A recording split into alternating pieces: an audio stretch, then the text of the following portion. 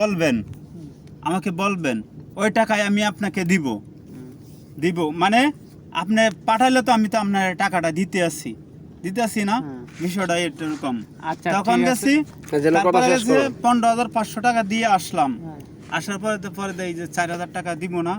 তখন আমি গেছি এনার কাছে, আমি রুমে ফোন দিছি, আমি সিমও ফোন দিছি, এটা ধরে না। পরে আমি আবার গেছি মসজিদের কাছে, আমি 1,500 টাকা দিছি। আমি কইছি এই 1 লাখ টাকা যদি দিতে পারেন নাই, তাহলে আমি 1,500 টাকা দিয়ে গেলাম, আমি বলবো 10,000 টাকা দেওয়ার জন্য।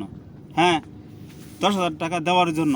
তখন আপনি বলছেন যে ভাই আগের টাকাই আছে, এখন লাগবো না টাকা। আমি কই না, এই 1 লাখ যেটা মিল, এটা মিলে থাকতে হইব, মিল থাকতে হইব।